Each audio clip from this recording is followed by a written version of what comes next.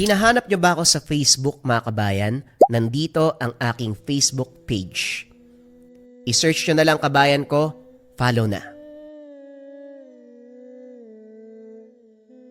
Ang kwentong ito ay hango sa totoong buhay. Mula ito sa isa nating kabayan na itago na lamang natin sa pangalang Yani. Taong 1960, probinsya ng Samar. Ang sabi nila, kapag naligaw ka sa isang masukal na gubat, baliktarin lamang ang damit para makita ang tamang daan. Subalit iba ang ginawa ni Yani. Nakipagsabayan sa takbo ng kababalaghan hanggang sa nagpakita sa kanya ang mapaglarong halimaw, ang anggitay. Ito ay kalahating babae at kalahating kabayo. Hindi takot ang naramdaman ni Yani nang masilayan ang nilalang. Nagbahagi sila sa buhay ng isa't isa. Sa simpleng interaksyon, nag-ugat sa isang kaganapan na ngayon ay tinuturing na biyaya ng binata. Ginagabayan siya nito patungo sa lugar kung saan makakakita ng mutya.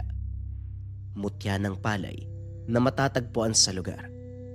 Hindi ito inasahan dahil sa loob ng ilang dekada na paggagapas sa lugar.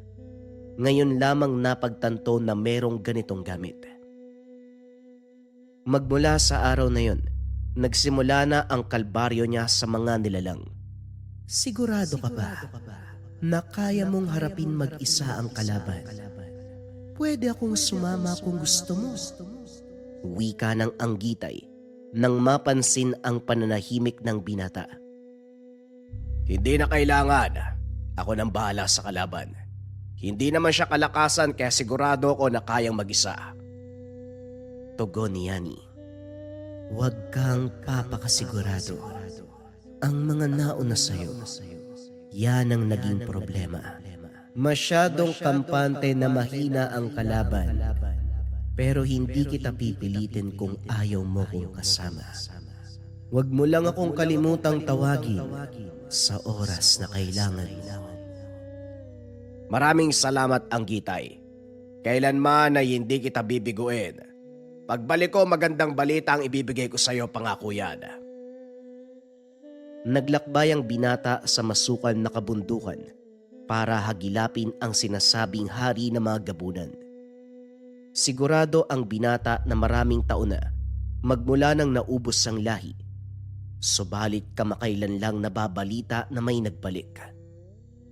Ngunit sa kanyang isipan, ito ay panakot lamang sa ibang manunugis at iba pang nasa katungkulan ng lihim na karunungan. Hindi nga nagkamali dahil nang matuntun, isa lamang itong tawayanon. Uri ng engkanto na kabilang sa maharlikang antas. Subalit sa paglipas ng panahon, umanib sa dilim at naging aswang. Ang itsura nito, may ulo ng baboy at katawan ng tao. Masasabing malakas dahil sa kanilang pinagmulan. Ngunit hindi nito mapapantayan ang lakas ng isang gabunan. Mali yata ang pinapakalat mong balita sa taong bayan. Hindi naman hari ng gabunan ang nandito. Isa lamang engkanto na naging aswang at naghahari-harian sa nilalang na kung tawagin ay hari mo doon. Mga aswang na nagkakatawang baboy. Ano ka mo, haring gabunan? Niwala nga sa kalingkingan ng lakas mo. Natigilan sa pagwakwak ng biktima ang nilalang matapos marinig ang salita ni Yani. Sumabog sa galit. Nandilim ang paningin na humarap sa binata. Antingero, ikaw ba ang sinasabi nilang manunugis na walang takot na humarap sa kalaban? Hindi ko alam na sa maiksing panahon, matutuntun ako ng katulad mong pipitsugin sa larangan. Binabalaan kita, binata. Ilang manunugis na ang pinatay ko. Kung ayaw mong matulad sa kanila, lumayo ka na. Bakit naman ako lalayo? Ang misyon ko para sa gabing ito, kunin niyang ulo mo. Yan lang naman ang gusto ko . Gusto ko ang ugali mo. Matapang ka. Ang tangan mo, pipityuging mutya. Mas malakas pa ang tangan ng mga pinatay kong manunugis. Sa isang iglap, kaya kong wasakin ang laman mo. Yun ba ang gusto mong mangyari? Bakit hindi natin subukan kaysa puro salita ka dyan? Sige na, patunayan natin kung sino man nanalo sa laban. Napangiti ang nilalang. Inihanda ang sarili para sa pagsugod. Hinugot na rin ni Yani ang panabas at tinitigan ang nilalang. Batay sa itsura nito, kung titignan ay nasa harapan lamang, pero ang tunay na wangis ay nasa likuran, handa na siyang atakihin. Hindi na bago ang ganitong pamamaraan para kay Yani, kung kaya't mabilis na nakailag, nagawang daplisan ang katawan nito. Napahinto ang aswang, hindi inasahan ang liksi ng binata. Ayos Matagal na panahon na rin ang lumipas. Magmula nang nagkaroon ako ng kalaban na kagaya mo. Huwag ka masyadong magpakampante, iyo. Nagsisimula pa lang tayo. Batay sa naririnig ko sa boses mo, takot ka. O sige, ganito na lang, magkasundo tayo. Pagbibigyan kita, hindi masyadong masakit na kamatayan ang ibibigay ko sa'yo. Ipagkanulo mo na ang sarili mo. Bibigyan kita ng maayos na katapusan, yung tipong hindi mo mararamdaman. Masyado kang hambog, antingero. Matapos magsalita ng nilalang, nagbanggit ng ilang salita si Yani. Laking gulat ng katunggali. Dahil ang pamamaraan na ginagamit ng binata, kaparehong-kapareho ng sa kanya. Ang nakikita ng kalaban ay nasa harapan niya si Yani. Pero ilang sandali pa ang lumipas, malakas na taga ang tumama sa likuran niya. Nahati ang katawan ng nilalang, kaagad binawian ng buhay.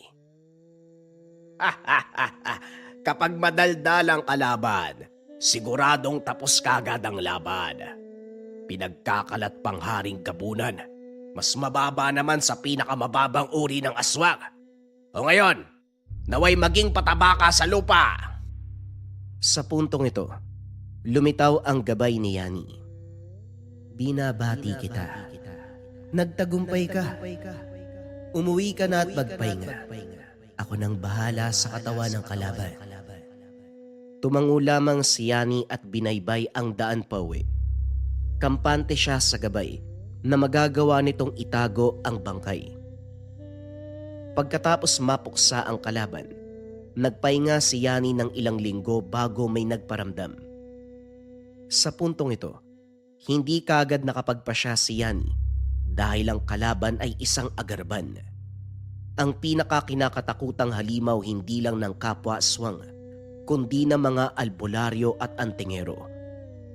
Bunga ito, pinaghalong dugo ng gabunan at aragas. Matataas na lahi ng aswang. Sa pagsanib puwersa ng malakas na uri, bihira lamang na may nakakatalo dito. Gayunpaman, wala sa isip ni Yani ang umatras. Mataas na uri ng nilalangang kalaban mo. Muli kitang tatanungin, Yani, kailangan mo ba ang tulong ko?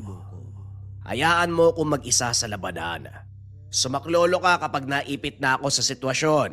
Nga pala, ano ang alam mo sa agarban? Ano ang kasalukuyang lagay ng nilalang na yan? Bihirang magpakita ang nilalang na ito. Yung unang nabiktima niya, ang matandang maglalako. May dumating na manunugis pero hindi umubra. Napatay din siya ng agarban. At sa pagkakahalam ko din, bihira na lang ang lahi nila. Ganun ba? Saan ko naman makikita ang agarban? Sa Karatig Sitio, nagpapanggap na nangungupahan ng tahanan. Madali mong makikilala. Walang ibang halimaw sa lugar na yon kung hindi siya lamang. Sa kabila ng impormasyon, tinimbang muna ni Yani ang kaganapan. Hindi madaling kalaban ang agarban, kaya kinakailangang pulido ang plano bago sumuong. Matapos ang ilang araw na pagpapasya, lumakad na ang binata para tugisin ang nilalang. Katulad ng sinabi ng anggitay, nanunuluyan sa kabilang sitio ang aswang, nagpapanggap na ordinaryong mamamayan. Nagawa pang makisalamuha sa mga tao, nakipaglapit sa buntis na binabalak biktimahin. Nang makatsyempo si Yani, walang alinlangan na pinasok ang bahay nito. Ang nagpapaingang agarban, kagad bumangon subalit hindi nakakilos matapos siyang sakalin. Gayunpaman, may lakas pa rin ang nilalang upang makapagsalita. Isang antingero na may malakas na sabulag. Binabati kita dahil hindi kita naramdaman. Ilang taon na magmula nang nakarap ako ng isang kagaya mo. Pero alam mo ba kung anong sinapit nila? Kamatayan. Kinain ko ang laman at dugo. Dumadagdag ang lakas nila sa oras na malunok ko ang laman. Kayo mga aswang kayo, wala kayong pinagkaiba ang dadaldal ninyo. Mataas o mababang uri, pare-pareho kayo ng sinasabi. At lahat din ng aswang na gustong umareglo sa akin, isa lang din ang kinaantungan. Lahat sila namatay, kagaya ng mangyayari sa'yo ngayon. Teka, sandali lang naman. Masyado ko nagmamadali. O sige na, hindi ako lalaban. Pakawalan mo ko saglit. May nais lang akong sabihin. Hindi mo ako mauuto sa mga paandar mo, aswang. Tirik ang araw ngayon, kaya alam ko na wala kang lakas. Siguradong... Hugutin na sana ni Yani ang panabas para tapusin ang kalaban. Hindi inasahan ang pagtulak nito dahilan para tumilapon. Malakas ang nilalang.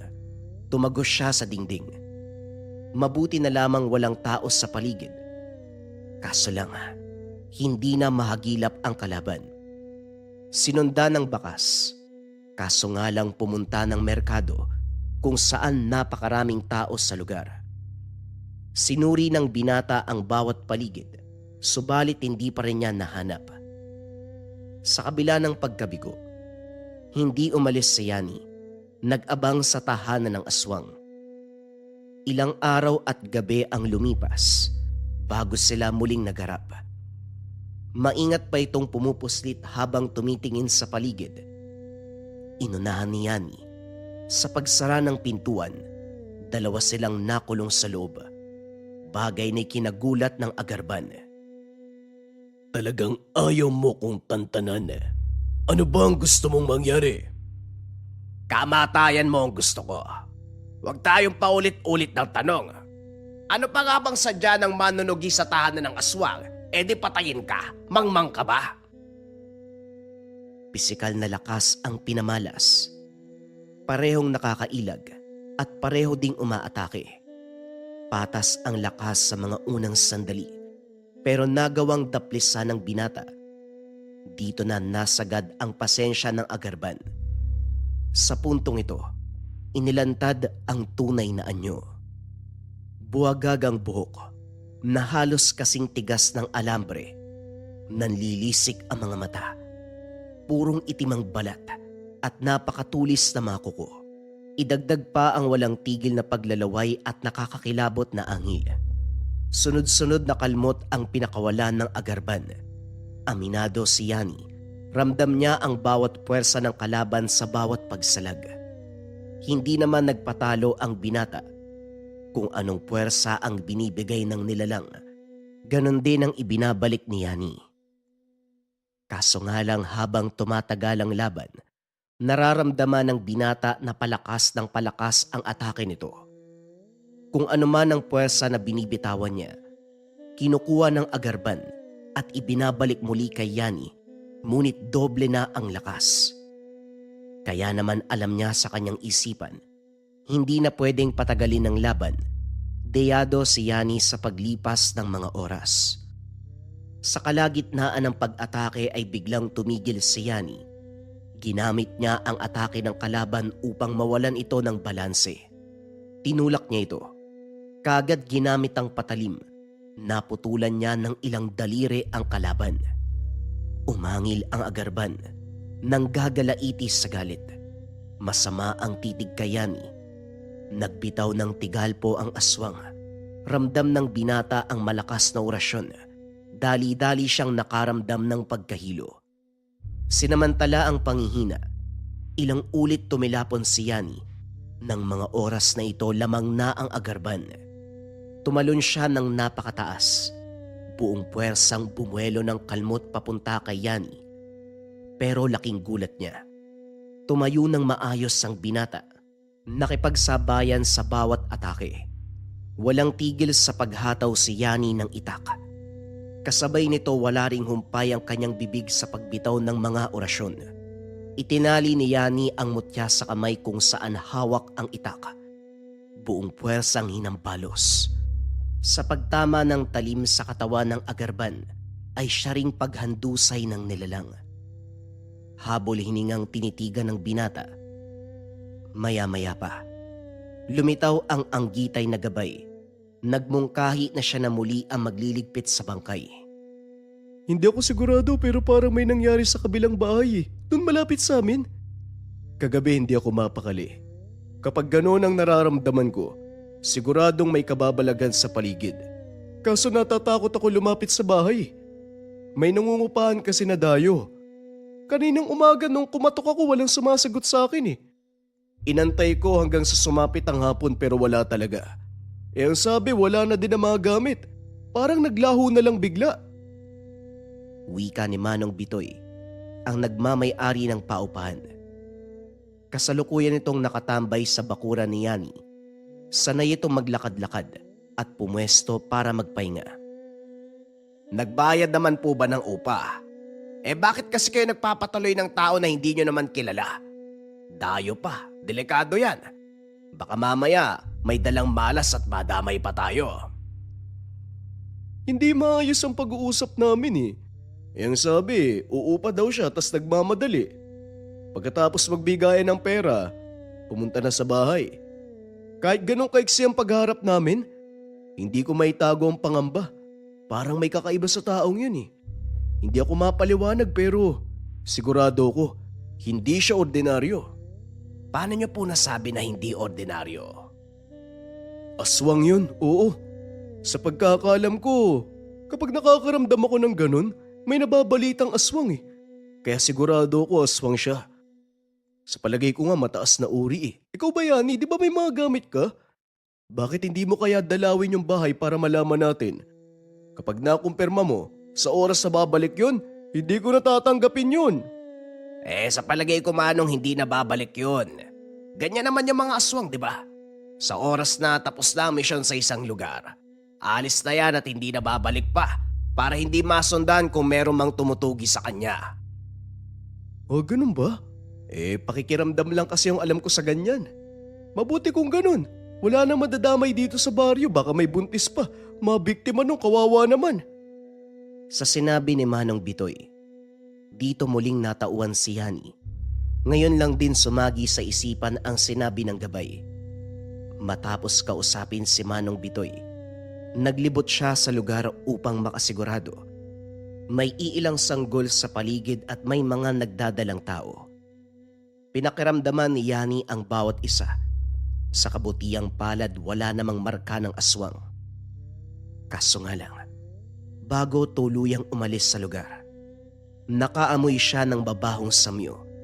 Nanggagaling sa isang babae na yakap-yakap ang anak. Nang lapitan ni Yani wala na itong hininga. Dadaluhan na sana pero hinatak siya ni Manong Bitoy. Wag, hayaan mo siyang dumaan. Hindi yan yung tao na gugustuhin nung makasalamuha. Kunot noong tinitigan ang mag-ina. Wala itong emosyon at patuloy sa paglalakad. Sa napapansin ng binata, kahit ang mga tao sa paligid ay umiiwas dito. Nang makalayo ay saka lang siya nagtanong. Manong, sino po ba yung ginang na yon? Bakit parang ayaw siyang lapitan ng mga tao? Baliw ba yun? Higit pa sa baliw si Cora. Buwan na nang mamatay ang anak subalit yan siya Hindi pa rin pinapalibing ang sabi niya. Mabubuhay daw muli ang bata makalipas ang 40 araw. Hindi ko alam dyan. Walang nakakaalam sa ginagawa niya maliban sa kanya eh. Pero mambabarang daw yan. Malay natin, meron siyang sinasagawang ritual. Kung ganon, bakit binabalandra ang bata? Nananakot ba siya o parte ng ritual? Kagaya ng sinabi ko, si Cora lang ang nakakaalam. Ano man ang ginagawa ng babaeng yun, magdadasal na lang ako na hindi maapektuhan ng mga tao. Napabuntong hininga si Yani. Sa puntong ito, iba ang hiniling sa gabay na elemento. Maaaring gawin ng nais mo. Pero sa oras na may kalaban, yun muna ang kailangan mong unahin. Hindi natin sigurado kung ano ang ginagawa ni Cora o kung ito ba ay magdudulot ng sakuna sa bayan. Sa ngayon, wala pa akong nakikitang kaso sa kanya. Gusto ko lang din makasigurado na hindi lalaki ang problema kay Cora. Nga pala, wala pa ba akong kalaban? Sa mga karatig bayan meron. Sa ilog, kung saan may ahas at bayawak, nananalasa sa mga dumaraan. Ilan na ang napinsala. Minumungkahi ko na sumaklolo ka. Teka, di ba aswang? Bakit may ahas at bayawak? Anong kinalaman ng aswang dyan? Ano yan, alaga ng aswang? Kung tawagin sila ay bulaw-bulaw, meron silang katangian na magbalat kayo bilang ahas o bayawak. Agresibo ang mga ito. Agarang umaatake at nambibiktima. Kung minsan naman, masyadong mabait. Nagpapaalaga siya sa taong gustong biktimahin. Sa kasalukuyang sitwasyon, nakapasok na ito sa isang tahanan, nagpapanggap bilang alaga. Ilang aswang ba'y makakalaban natin? Agarban, tuwayanon, tapos ito bulaw-bulaw. Nasasabi ka kung malaman yung mga kasunod pa. Kailan natin lalabanan yung bulaw-bulaw na yan? Bukas ng gabi. Mahaba pa ang araw. Kung nais mong bisitahin ng lugar, kumilos ka na. Lumakad kagad ang binata.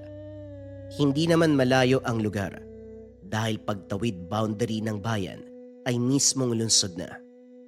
Maraming nagtatampisaw sa ilog dahil ito ang pangunahing pinagkukunan ng tubig. May naglalaba, may naliligo. Pinagmasdang mabuti ang paligid. May masusukal na bahagi na posibleng pamugaran ng bayawak at ahas. Ayon naman sa nakausap na residente, marami talagang bayawak at ahas sa lugar. Biniro pa siya na minsan ito ang inuulam. Pinakita ng isang residente ang huli na bayawak. Malaki at agresibo.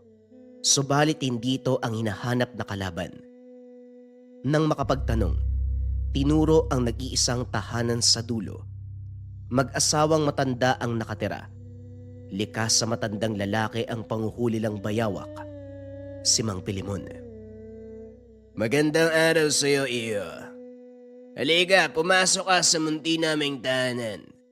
Pasensya na kung kapirasong tinapay at matabang na kape ang maibibigay ko sa iyo. Kinapos kami sa pera kaya nagtitis. Maupo ka. Nga pala, ngayon lang kita nakita. Dayo ka, ano? Wika ni Mang Pilimon. Opo, dayo ko. Pero hindi naman ganun kalayo ang pinanggalingan.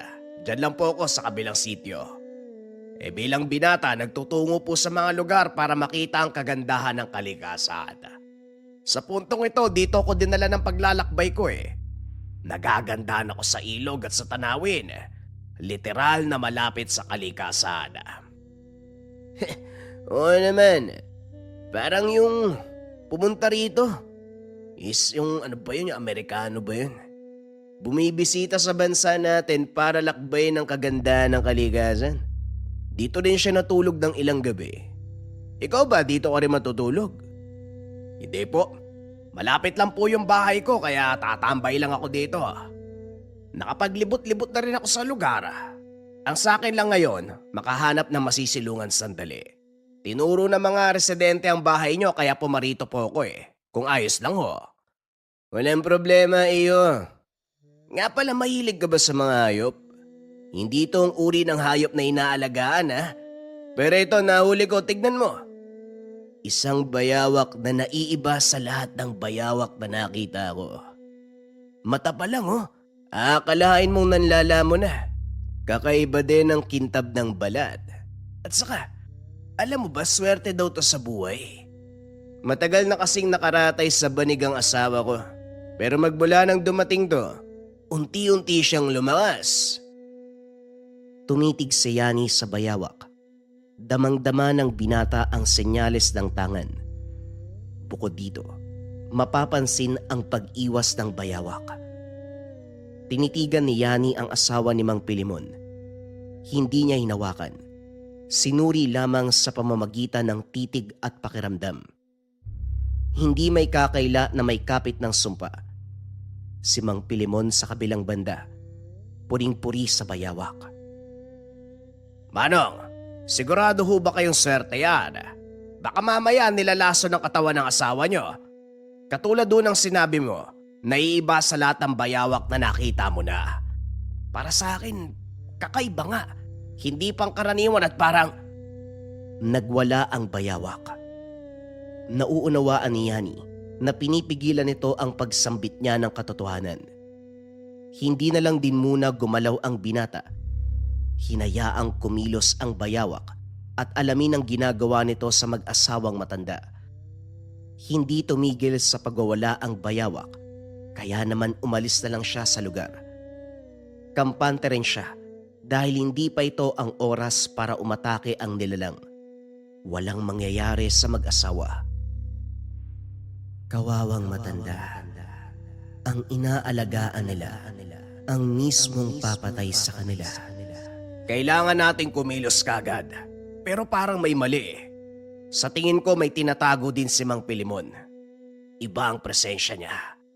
Para bang nagkakaintindihan sila ng nilalang. Kung ano man ang nais mong gawin, nandito ako para sumuporta. Huwag mo kalimutang mag-ingat.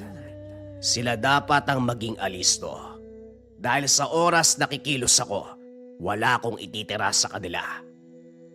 Sa pagsapit ng takip silim, binaybay ni Yani ang daan pabalik sa tahanan ni Mang Pilimon. Subalit sa daan pa lang, kapansin-pansin ang kumpulan ng bayawak. Nananatiling tahimik ang mga ito. Pinapanood siyang dumaan. Pero nang malapit na sa bahay, doon na kumilos ang mga bayawak. Walang pagdadalawang isip siyang inatake. Naging alisto ang binata. Kontrolado ng puwersa ang mga bayawak sa paligid. Walang tigil sa pagkawag ng buntot na animoy latigo. Bawat latay, nagiiwan ng hapdi sa kanyang katawan. Nagagawa niyang ilagan ang ibang atake, pero sa dami ng kanilang bilang, may tumatagos pa rin kay Yani. Mula sa kadiliman, tanaw ni Yani ang pares na nanlilisik na mga mata. Hindi man ilantad ang kabuuan, halatang halata na ito ang aswang na bayawak. Hindi na rin nagtaka ng masilayan si Mang Pilimon. Kalmado ang matanda. Diretso ang titig sa kanya.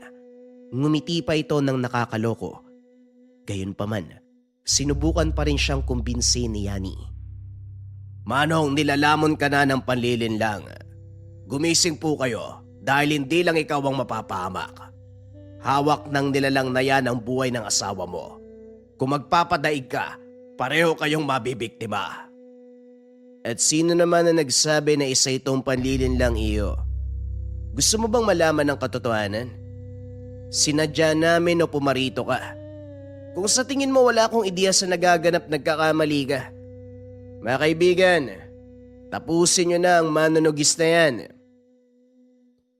Sa kabila ng sinabi ni Mang Pilimon, hindi naniwala ang binata. Halatang hawak ng halimaw ang isipan ng matanda.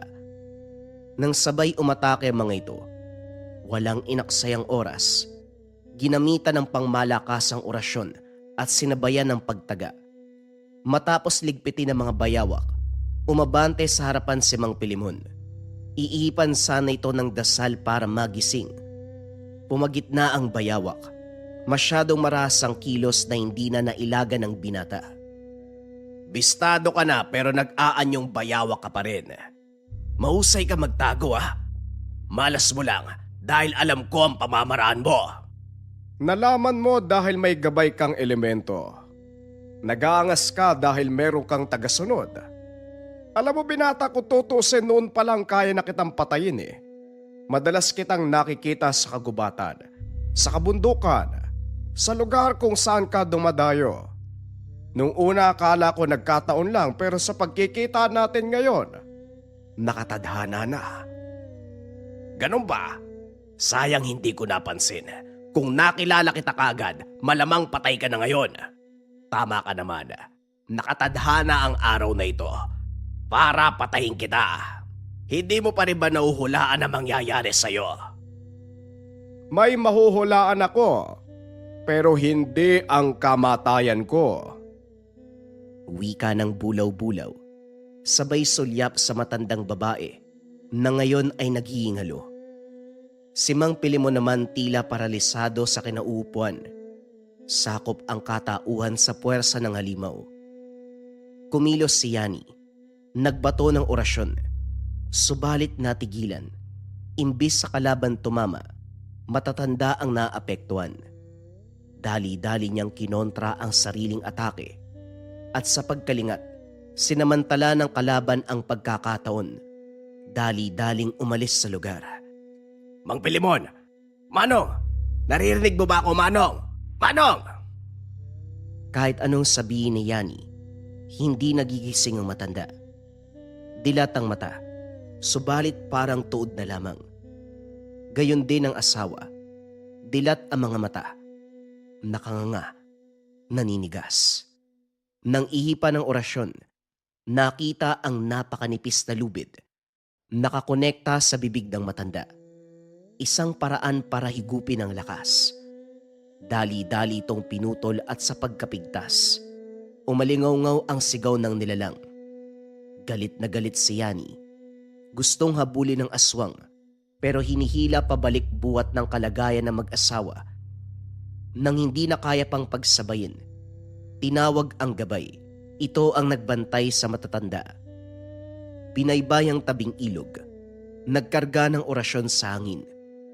Habang tumatagal, unti-unti nang natunton ang kinalalagyan ng kalaban. Kaso nga lang, iba ang pinaparamdam na lakas. At sa pag-ikot ni Yani sa puno, dambuhalang ahas ang bumungad. Tumuklaw ng napakalakas. Yumapos sa katawan ng binata. Muling nag-usal ng orasyon si Yani. Unti-unti itong kumalas sa kanyang katawan. Ang balat ay nasusugatan dahil ang epekto ng dasal.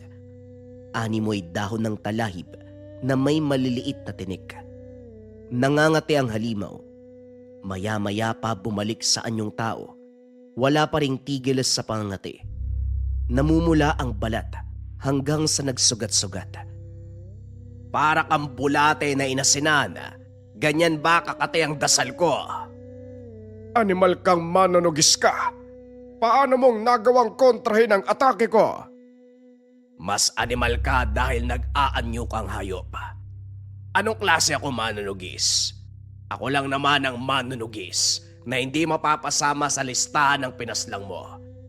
Isinusumpa ko, binata. Sa oras ng muli kong pagsilang, Ikaw ang una kong hahanapin. ikaw ang una kong papaslangin. Kung makapagsalita ka, parang tanggap mo na ang kamatayan mo Ayos yan para matapos na ang problema ko sa'yo. Bulaw-bulaw! Hindi na pinahaba ang usapan. Sa muling paghataw ng patalim, pugot na ang ulo ng kalaban.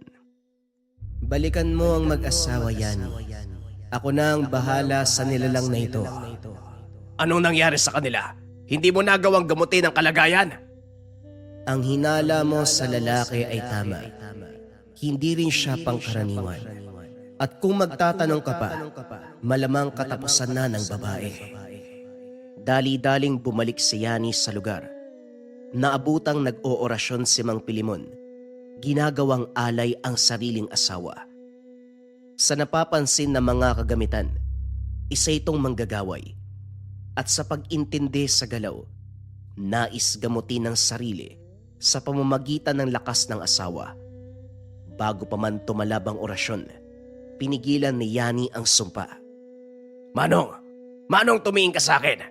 Manong! Alam mo ba ang ginagawa mo? Wala sa sarili ang matanda. Balisang balisa. Ang tanging nasa isip lamang ay lunasan ang sarili mula sa sumpa ng bulaw-bulaw. Sa puntong ito, may kapit pa rin at siyang sumisira sa pag-iisip para gumawa ng kasamaan. 3 beses inihipan at sa pagkakataong ito, natauhan si Mang Pilimon. Nagtataka pa kung bakit nasa altar ang asawa. Inaway pa si Yani matapos ibahagi ng binata ang kaganapan. Hindi nito matanggap ang katotohanan pero sa huli, nang makiramdam sa paligid, siya pa ang humingi ng tawad. Pasensya ka na, iyo. Talagang sinakop ng kapangyarihan ng bulaw-bulaw ang utak ko. Maging ang asawa ko na ilang taon nang hinahanapan ng lunas. Mapapatay ko sana kung di ka dumating. Naku naman, ano na lamang ang masasabi ng mahal ko? Hindi niyo po kasalanan ng nangyari, Manong. Sadyang umabot lang tayo sa puntong ito. Pero, paano kayo nagawang pasukin ng bulaw-bulaw? Sa nakikita ko, Manong, meron kang kakayahan. Yan ang hindi ko matandaan. Basta isang araw habang nagpapakain ako ng manok, may lumapit na bayawak eh. Tumitig ako sa mga mata nito, tapos merong kakaibang kislap eh. Pagkatapos nun, wala na akong alam sa nangyari. Ito na ang kaganapan ng matauhan ako. Hindi ko nga alam kung paano tayo nakarating dito eh. Tumango si Yani. Nang masiguradong ligtas na ang asawa, saka siya nagpaalam para balikan ang bulaw-bulaw. Niligpit na ng gabay ang halimaw, subalit hindi pa rin magawang umusad ni Yani.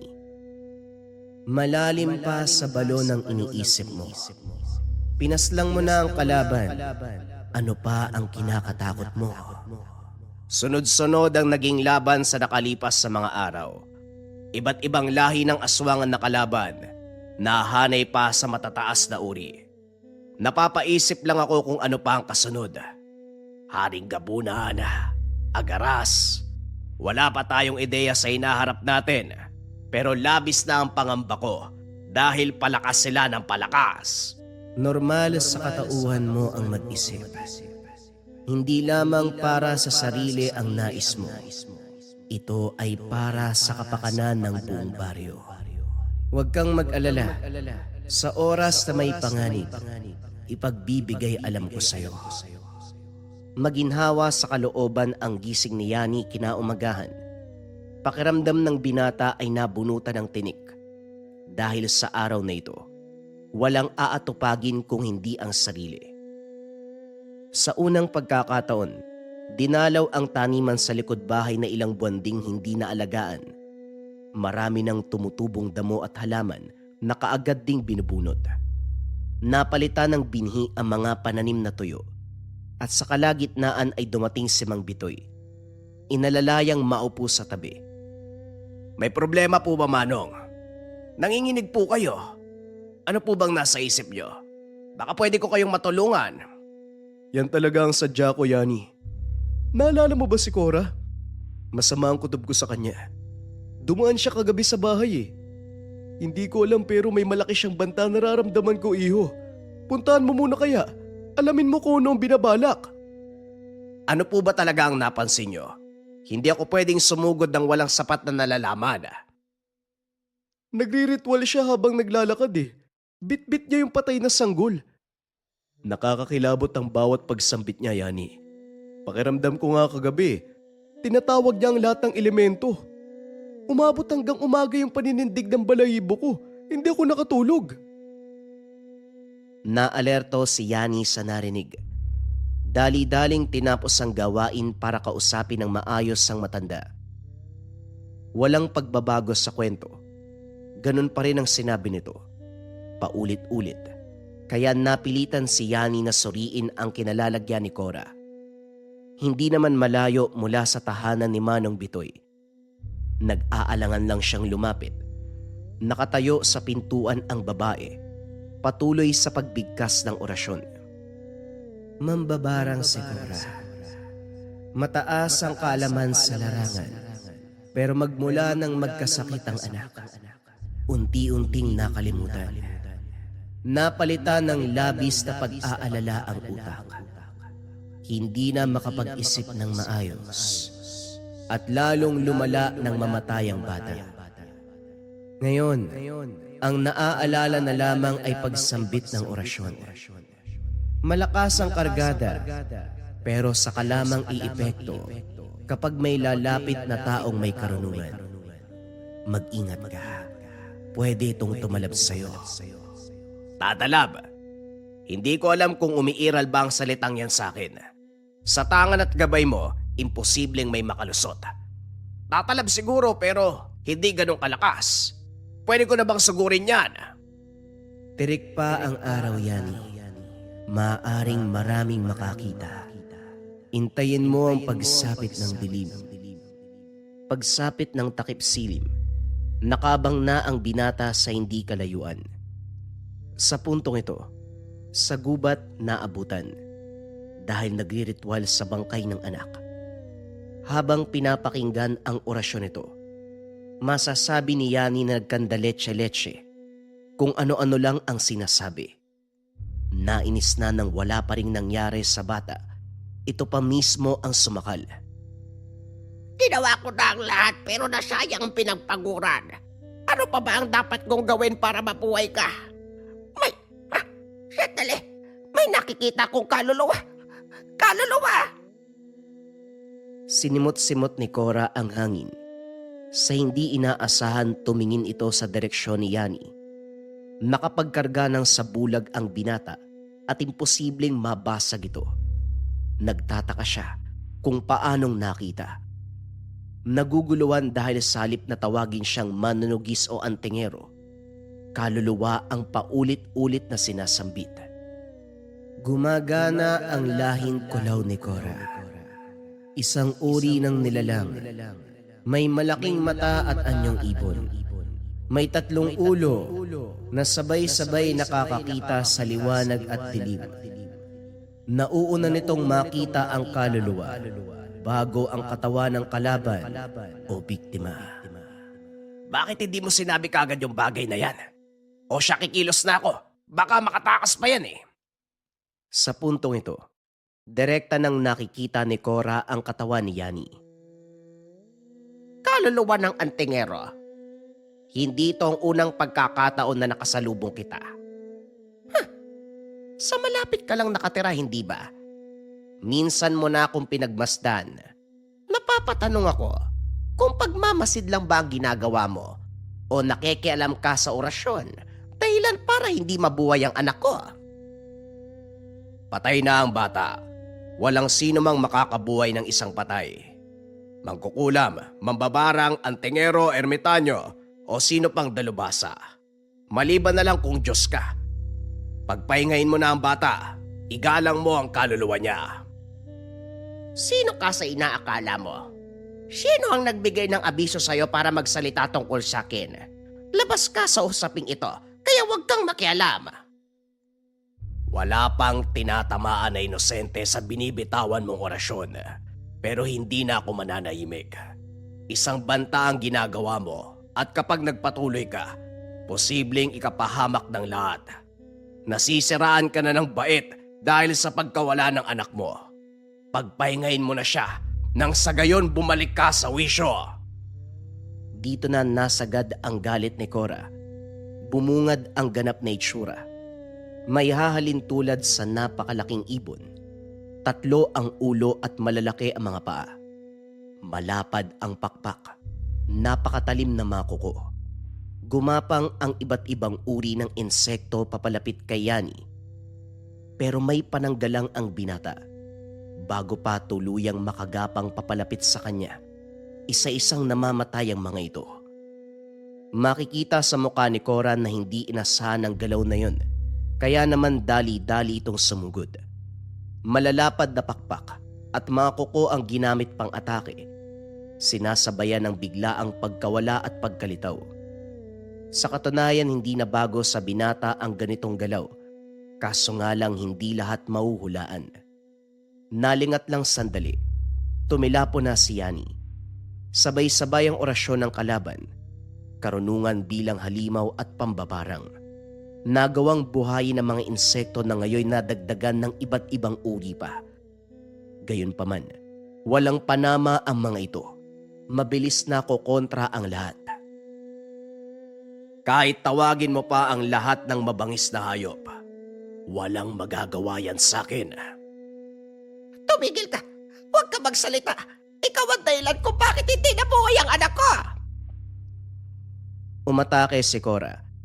Nanlaki ang mga mata ni Yani dahil damang-dama ang pagtagos ng orasyon sa katawan. Napahinto siya sandali. Napaubo ng dugo. Sa puntong ito, buong lakas ang binuhos ng kalaban. Sa muling pagsugod, hindi na nakampante ang binata. Tinawag ang gabay at humingi ng dagdag depensa. Lumitaw ang nilalang at binasbasan siya. Nang maramdaman ang nag-uumapaw na lakas, isinabay ang karunungan. Sa isang atake, ilang beses tumagos ang panabas. Susugod pa lang sana si Cora, pero huli na. Nakitang pugot na ang dalawang ulo, maging ang mga pakpak. Lumod ito, tumingala kay Yani. Ang binata naman sa kabilang banda, habol hininga habang pinapakalma ang sarili. Sa mga oras na ito, dama pa rin ang pinsalang dulot ng kalaban. Hindi naglaon, nalagutan ng hininga si Cora. Ako nang bahala rito, Yani. Gamutin mo ang iyong sarili. Hindi na, wala sa akin to. Tutulong ako sa pagliligpit. Pumikit ang anggitay at sinimula ng ritual. Ang katawan ng kalaban ay unti-unting sinakop ng itim na puwersa at nilamon ng kadiliman. Kasama na din dito ang bangkay ng bata. Sa ganong pamamaraan, walang naiwan na bakas ng kalaban. Buwan din ang lumipas bago tuluyang gumaling si Yani mula sa pinsala ng kulaw. Pinagpaliban din muna ang panunugis dahil sa kondisyon. Bumibisita ang gabay para siyang gumamot ng sugat at sa sandaling handa na siyang lumaban muli. Naging payapa ang paligid. Ibinuhos ng binata ang oras para sa sarili. Kumilos sa normal na mamamayan. Inasikaso ang taniman sa likod bahay. Tumulong din sa mga kapitbahay, katulad ni Manong Bitoy na mabigat ang gawain. Natutuwa si Yani sa bagong yugto ng buhay, pero hindi nangangahulugan na tatalikuran ang tungkulin. Sa oras na kinakailangan siya, alisto sa pagsaklolo, walang nilalang na makakatagal sa kanya. Gamit ang mutya ng palay, at sa tulong ng kanyang gabay na anggitay. Kung gusto mong gumanda ang 2026 mo kabayan, subukan mo tong gintong gabay o ang gabay ethnic version sa Lika merchandise. Pero ano bang gagawin mga kabayan? Halimbawa, may mga bagay ka na gustong marating or may mga kahilingan ka na gustong matupad ngayong 2026. Dapat klaro, ano ang kahilingan mo, ano ang gusto mong puntahan. So habang hawak-hawak mo yung gintong gabay mo o gabay medallion ethnic, iisipin mo siya, imamanifest mo siya, assumption mga kabayan. So dapat klaro kung anong gusto. Pagkatapos nun mga kabayan, kung alam mo na kung anong gusto mo, kaya mo na siyang ipaliwanag, ano ang mga kailangan mong gawin para makuha ang bagay na gusto mo. Ano yung pakiramdam habang ginagawa mo yung mga steps para makuha yung bagay na gusto mo, dapat alam mo yung pakiramdam kabayan. At higit sa lahat, ang pinaka-importante, ano ang pakiramdam kapag natanggap mo na yung kahilingan mo? Paano ka humiti? Paano ka gumalaw? Anong klaseng energy and vibration yung meron ka sa oras na matanggap mo na ang kahilingan? Sample, ang gusto mo ay makalipat sa mas magandang tahanan. Ano yung pakiramdam kabayan kapag nakalipat ka na, nabili mo na yung magandang bahay, i-keep mo yung emotions na yon mga kabayan habang hawak-hawak mo tong gintong gabay. So habang dadasal ka, nakapikit ka, isipin mo yung tatlong proseso na yon kabayan. Huwag daw huwag mong bibitawan yung emosyon. Sa araw-araw, dadalin mo siya. Sa oras na may encounter mo na yung challenges, lagi mo lang tignan yung gintong gabay mo, alalahanin mo yung pakiramdam habang nagdadasal ka. Ano yung feeling kapag natanggap mo na yung bagay na gusto mo. Mula doon, kabayan, huwag mong tigilan hanggat hindi mo nakukuha. Sigurado yan, kabayan ko, mamamanifest mo yan sa buhay mo. Kung interesado ka dito, kabayan, i-visit mo lang ang shop ng Lika Merchandise.